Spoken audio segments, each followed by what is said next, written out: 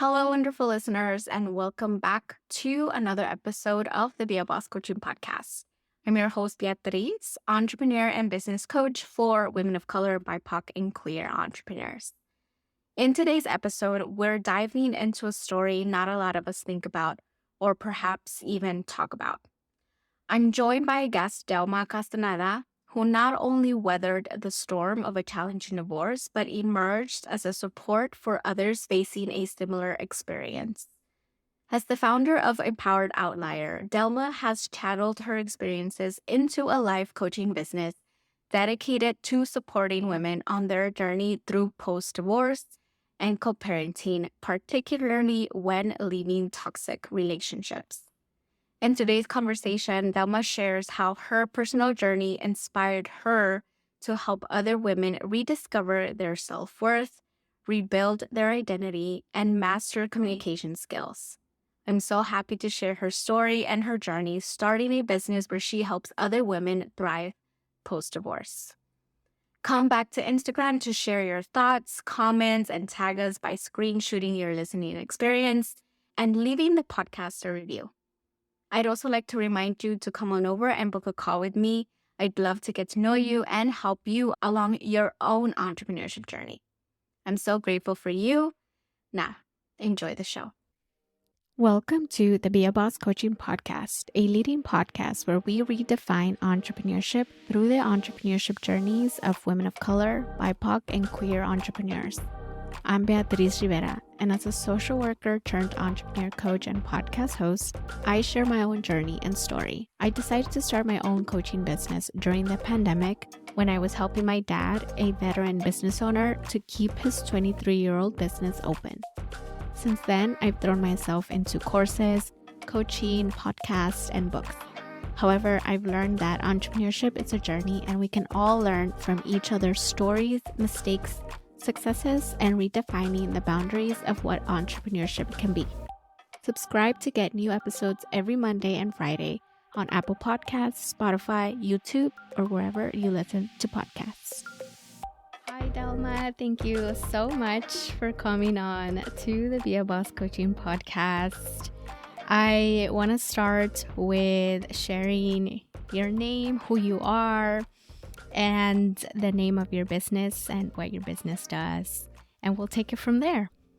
Hi, thank you so much for having me. I appreciate the opportunity. My name is Delma. I live in Southern California, specifically in the Inland Empire.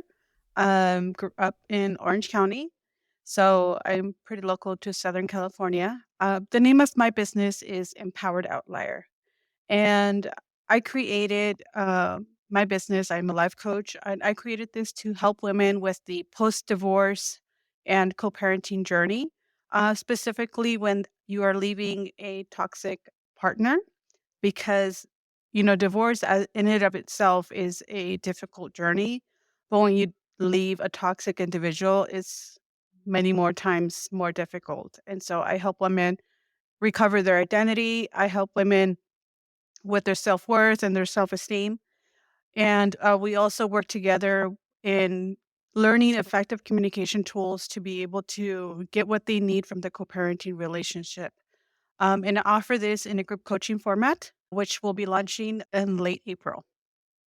How exciting. Thank you so much for sharing. I'm curious about the name Empowered Outlier.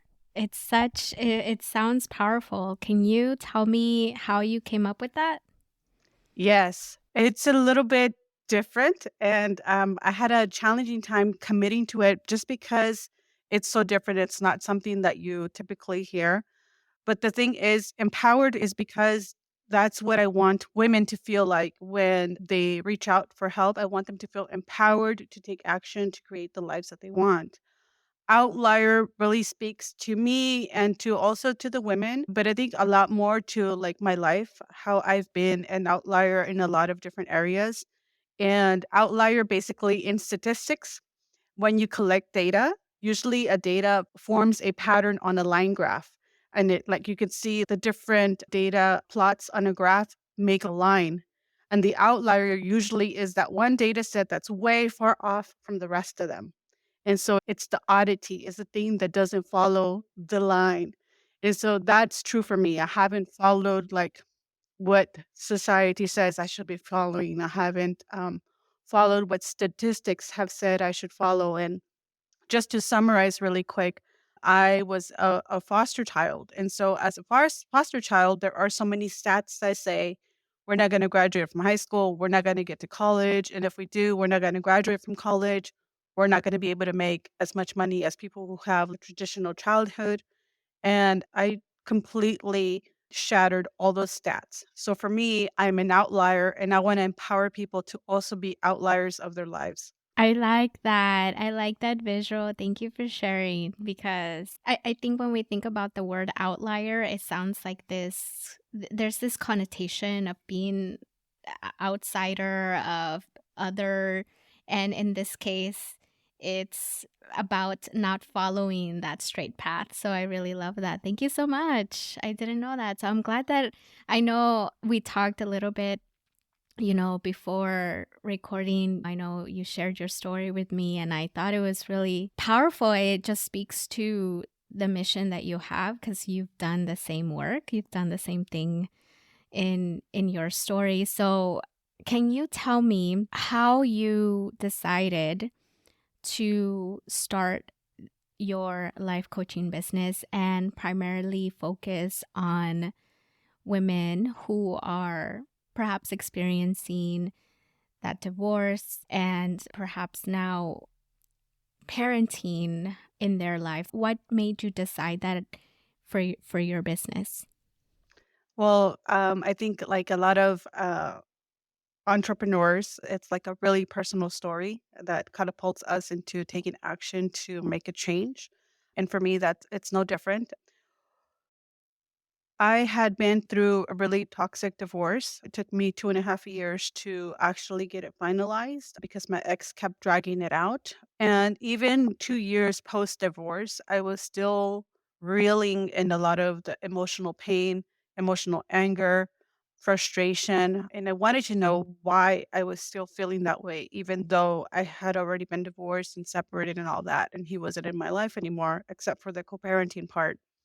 So, I found coaching, by accident scrolling on Facebook one day, and I joined this, group coaching program, and in 90 days of doing a lot of personal development work, I was able to implement a lot of the tools that I learned, and it completely changed the way that I reacted to things because I was really reactionary. I was really emotionally imbalanced. And so that was creating a lot of problems for me personally and professionally. And once I saw the effects, the positive effects of that in my work at in my corporate job and also personally with my children and other relationships, I was like, more women need to know about these tools because these are completely life changing because I finally felt like I had my sanity again. I finally felt like I could control some things that were worth controlling, and I could surrender control of things that I could not control, that were out of my reach, that were completely not up to me. And so that is a process that is very freeing. And so that is why I decided to go ahead and get certified as a life coach and create this program to help women navigate this post divorce journey because it's such a complicated one and there's just so many layers to it to unpack and process. Yeah. I think about it within the context of starting a business. I feel like that is different in the sense that we're expected to, instead of doing that, go straight into college and then earn a degree and then earn a job, then get married and have kids. And if we were to start a business or make that decision, it's so risky, and it coincides with also with this idea that like we're not allowed, or we're not, people don't expect that we go through things like divorce, right? I think when we go through experiences like that, it reminds us that we are adaptable, that we are resilient. And so I'm so happy that you're bringing your experience of going through that experience, bouncing back from it, and then using those same skills to build a business, which is like really incredible. That's so awesome. Thank you. I so there's a lot of layers here, right? Like all of the different things that we're expected to do. And as women, I think that there's another layer there as well.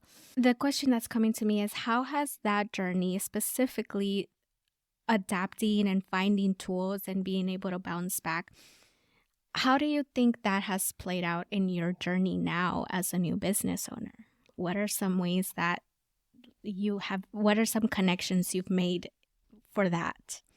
That's an interesting question. I never thought about that.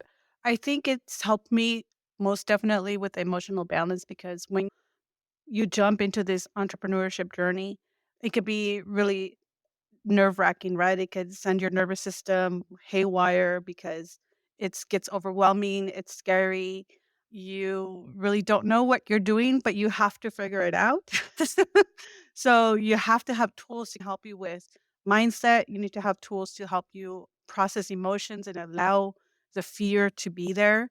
And so I think all those tools that I learned to manage my emotions and to shift my mindset from that post-divorce recovery have been really instrumental in being able to launch my business and sustain it because the entrepreneurship journey is really challenging. It really tests your limits and it could be you can get to the point where you start asking yourself, is this really worth it? Do I really want to keep going? Am I really going to make it? And in those moments is where these tools really help. Yeah, 100%. 100%.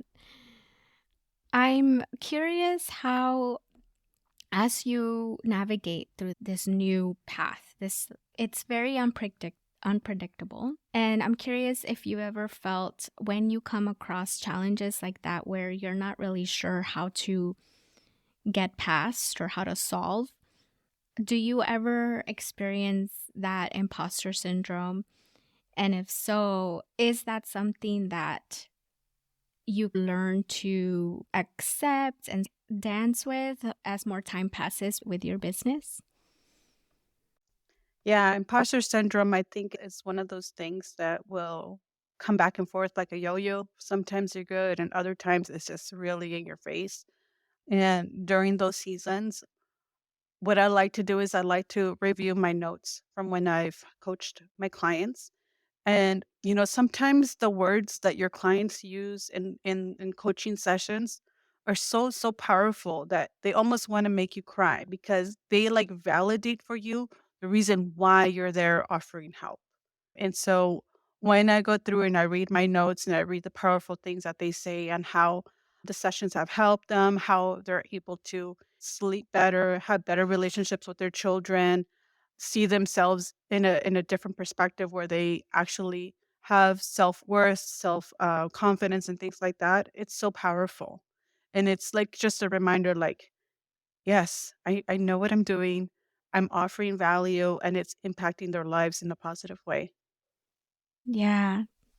Just looking back at everything that your clients say, yeah, especially and customers and clients, like even if you have a product and you sell that, what are the reviews or things that people say? I think that that's such a powerful way to remind yourself that you're not just doing this for fun, even though Yeah. that is might be part of it, right? But Mhm. there's those challenges too that come, and to have a tool, which is your clients, to remind you to keep moving forward.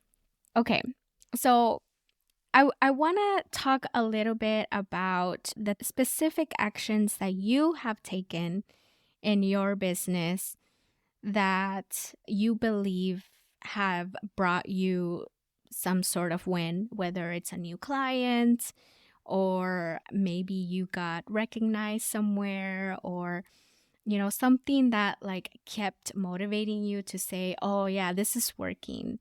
What are some specific actions that you feel you have taken that have led you to those moments? I think early on, when I first started coaching clients, I started with doing some free sessions at the very beginning.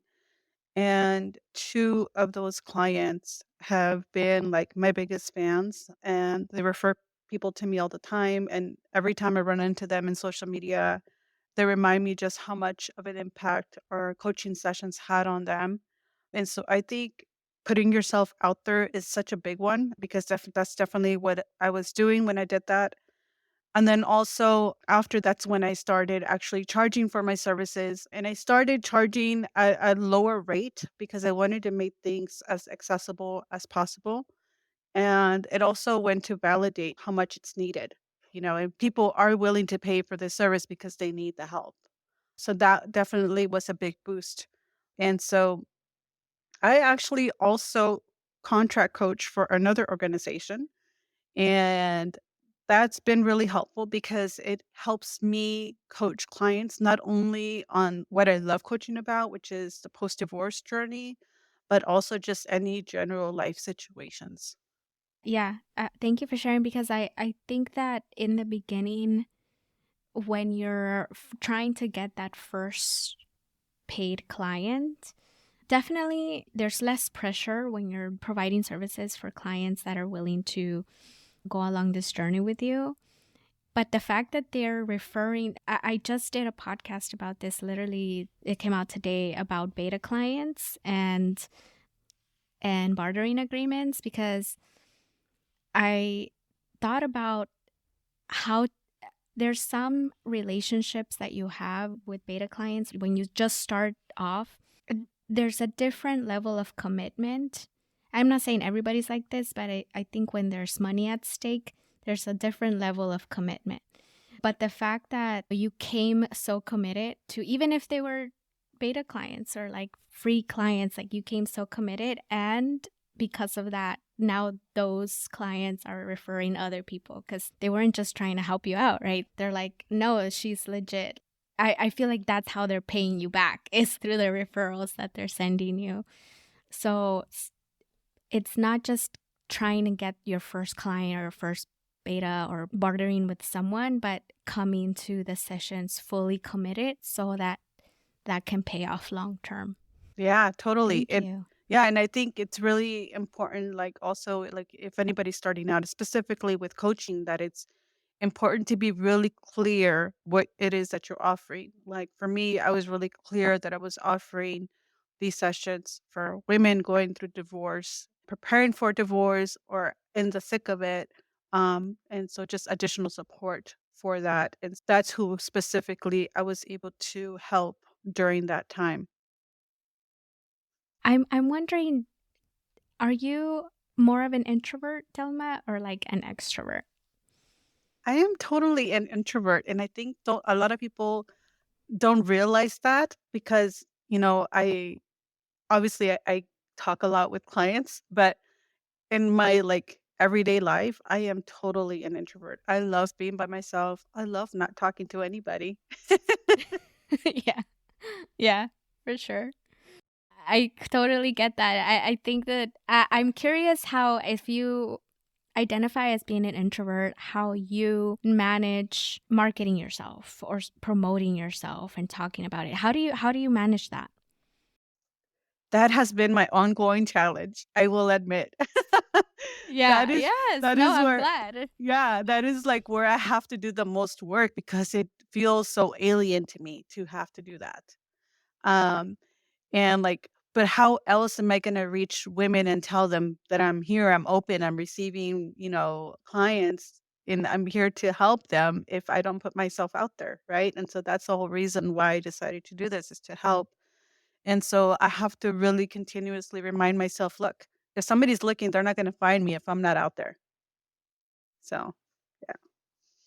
For sure. And that trumps this idea or fear around going on camera or putting yourself on social media or whatever. But I'm glad that you said that. That was one of my biggest challenges when I first started. Is like, how do I even start making videos? And I just started with stories.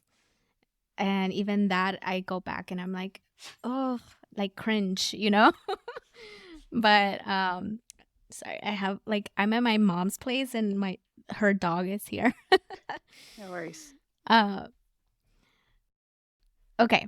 So I do want to talk about any particular investment. So I like to talk about this because I think investments in your business can be risky. And so I'm wondering how you make decisions about where you should invest or how you assess when an investment was right.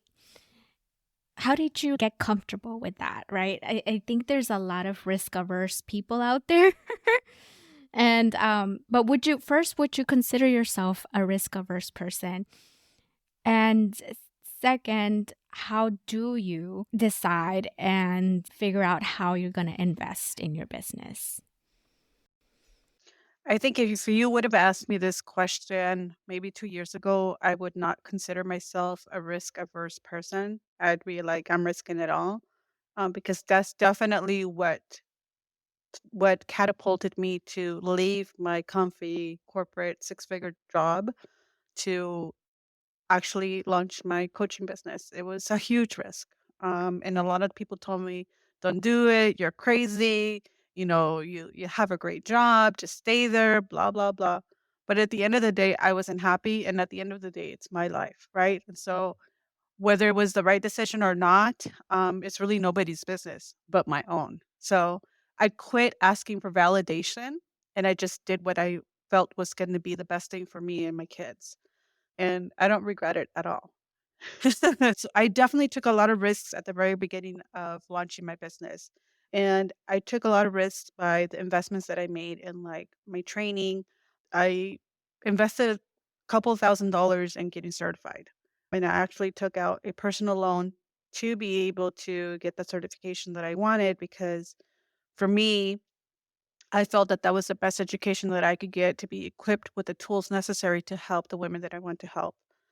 And besides that, I was also investing in some of Amy Porterfield's courses, which at that time, because I had like a 1 year budget, I felt comfortable spending. And so now I weigh the risks way, way more because now like my 1 year budget or my 1 year cushion has been completely depleted. It's been now almost 4 years. And so now it's like really, it's all my business income that I'm dealing with. And so now I really take the time to really think about what I'm going to say yes to and what I'm going to say no to. And I really like to sleep on things. So, like, if there's an offer and it has like a 24-hour thing or an hour deadline, if my immediate thing is never yes anymore. My immediate thing is, you know what? I'm really just going to sit with it and see if this is really for me. So I think back then it was just like, "Oh, you're gonna help me and it's gonna help me do this and this and that." I'm in, but not anymore. And so how do I make decisions on what I invest? When I see different programs that I want to do, I literally write them on a whiteboard that I have here. And I write the amount and I make the mental note, okay, this is the next program I'm gonna invest in when I've saved up this much money. That's my next goal. And then when I've saved up that much money, I can reevaluate. Do I really need this? How is this going to impact my business? What exactly is it going to help me with? Is it something that I can get for free or for cheaper? Or can I barter with somebody for this? Because I love that you bring that up because I think bartering as an entrepreneur is such an important skill to do. Because, through Cafecito con Jefas, we've been able to connect with a lot of amazing entrepreneurs, and we're all there to help each other and learn from each other. And everybody's really open to teaching one another all the skills that they know. So I think bartering is another a very important thing to keep in mind instead of just investing with cash. We can help each other out. Wow. That is a really good tip. I never thought about thinking and putting like a program or something that I want to invest in up on a wall and actually saving for it and then assessing at that time once I've saved for it if I'm still in need of that. I think that is such a great tip because I think when it comes to business, there will always be shiny things coming at you and like, dude, should I use that or should I work with that person or should I like invest in this whatever funnel or whatever. Like there's things that you want to put into your business. And I love that tip of like, okay, this sounds really great. I'm going to put it on, save for it, and then reassess because it's easy to get carried away with wanting to reach your goal faster or just want to scale or grow or whatever it is. Yeah. And I, one more thing I want to just quickly add is like we all have like this person that we look up to, right? Oh, like our entrepreneurial role model and everything that they offer, we want because we want to be as successful as them. But that doesn't mean that we're going to have that same type of success or that we're going to get successful on the same timeline that they did, because we're all different. And just because we get handed the roadmap, if we don't actually do all the steps, which I think is a lot of times what happens when we buy programs, we don't do all the steps. We just get overwhelmed and we just like, all right, that didn't work. Let's go on to the next thing. So it's the shiny object thing again. So I think we just have to be really mindful of the people that we follow and all the offers that they make because we don't have to buy all their offers.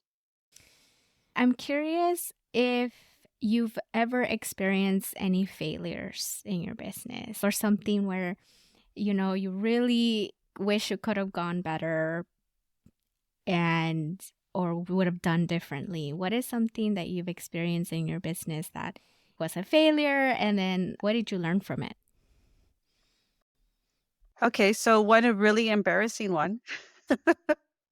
Since we're gonna get really vulnerable here, is I was Yeah. doing some webinars around co-parenting, and so I took all the time to do like the all the slides and all the research, and I promoted it somewhat, and then I did the webinar, and I believe like I had like a good amount of people actually sign up for the webinar, but 2 or 3 just show up. And so I still went ahead and I recorded it and everything, but I feel as I was reflecting on it, I knew that I was really conservative on how much I showed up to offer it, to market it.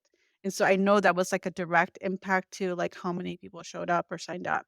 So that's definitely that one learning, that lesson that I had to learn because again, that is my biggest challenge is showing up and marketing myself. Yeah. So what would you do differently as if you were to do this again?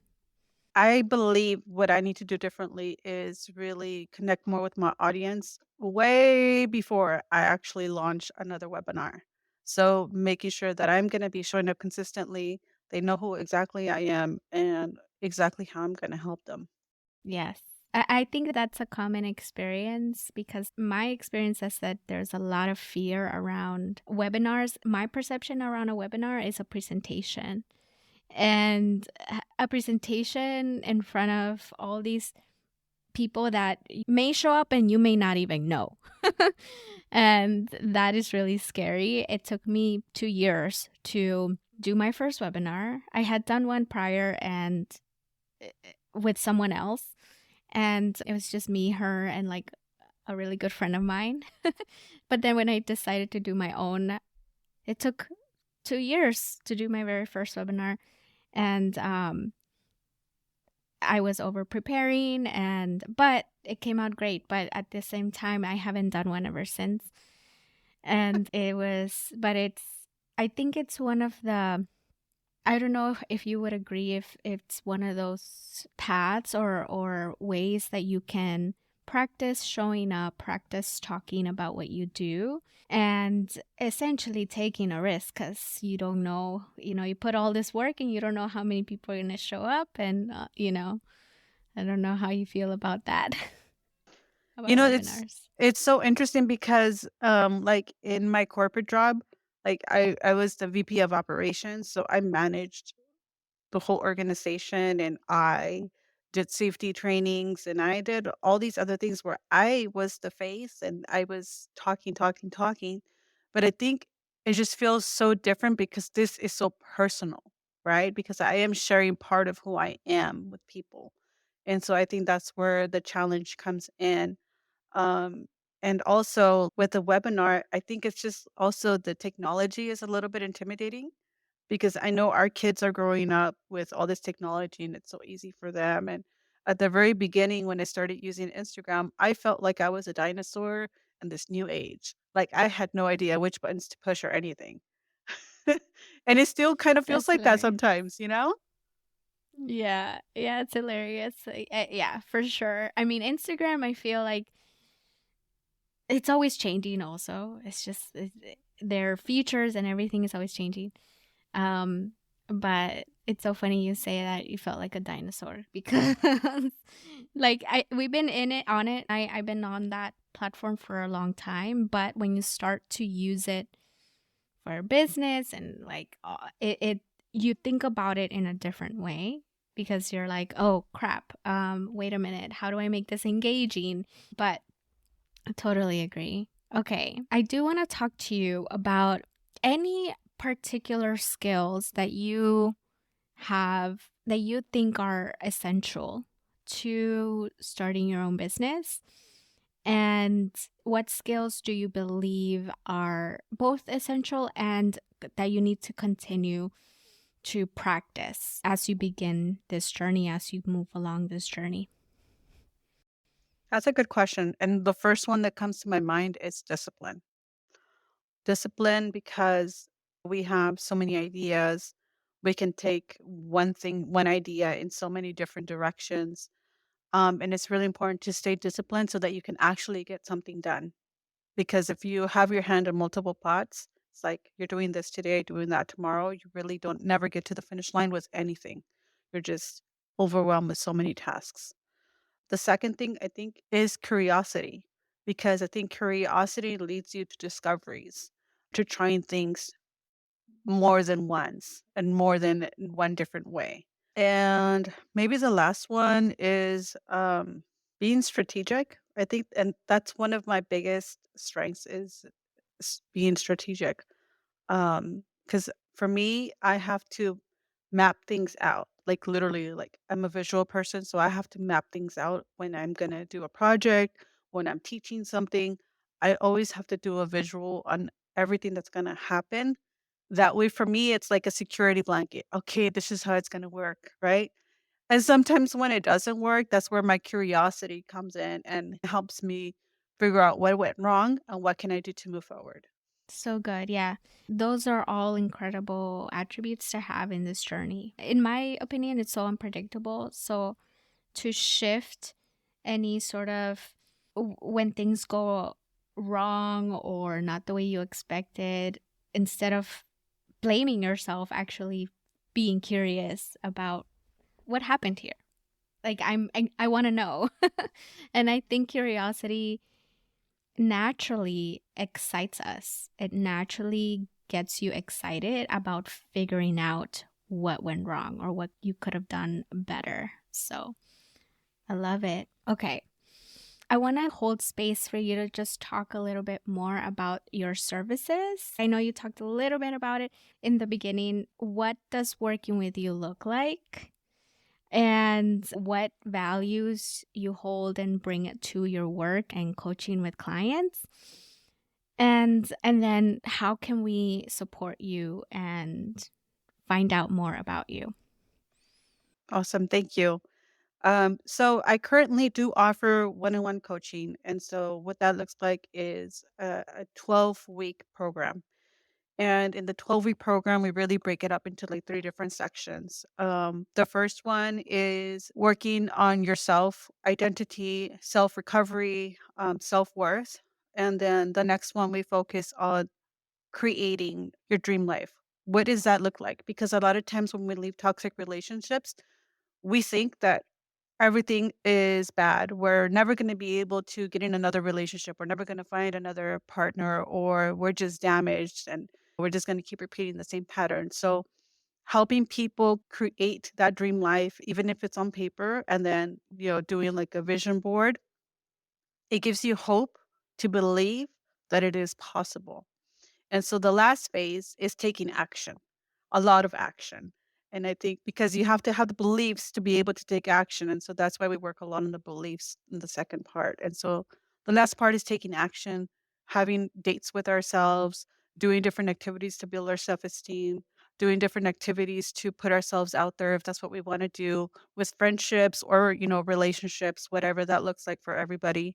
Um, and then in addition, because I also do contract coaching, I only have a limited number of one-on-one coaching opportunities on my calendar. I am I want to be able to serve as many people as possible, as many moms as possible. And so I am creating a 6-week group coaching program where I will support women going through the post-divorce journey and also the co-parenting complications that happen when you have a toxic partner, because just because you leave them doesn't mean you can completely alienate them from your life, especially when there's children. And so that's just a whole other level of re-traumatization and conflict that arises.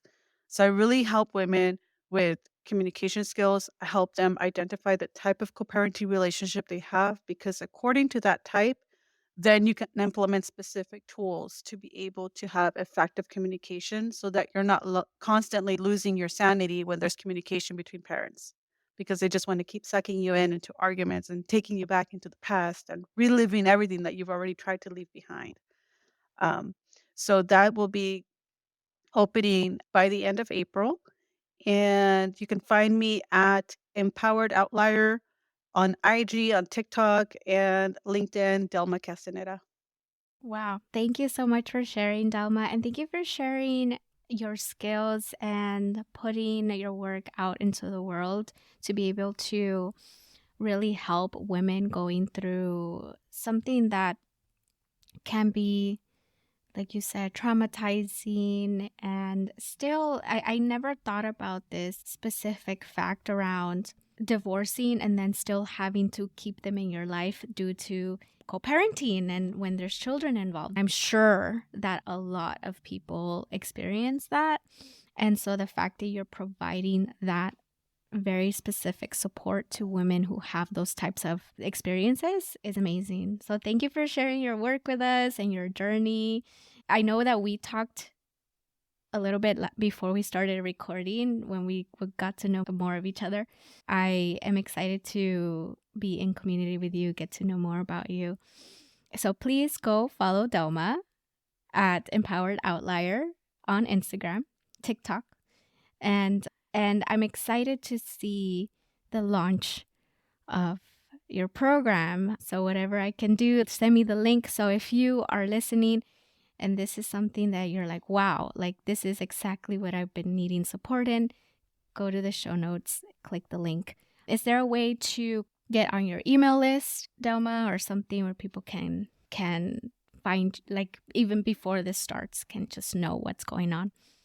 Yes, they can contact me on my website, empoweredoutlier.com. They can send me a message there, or they can DM me on Instagram. Okay.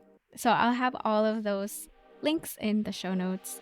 But thank you for sharing just what you do and also how you think about your business, how that unfolds in your life and like how that plays out. So thank you so much. Thank you for having me, Beatriz. Thank you, Delma. Thank you for listening to the Be a Boss Coaching podcast. Remember to come on over to the BeaBossCoaching.com and book your free discovery call where you can learn more about coaching with me, what it takes to start a business and grow the skills while growing your business at the same time. I'm excited to learn more from you. Remember to sign up to our newsletter and come back every Monday and Friday for new episodes.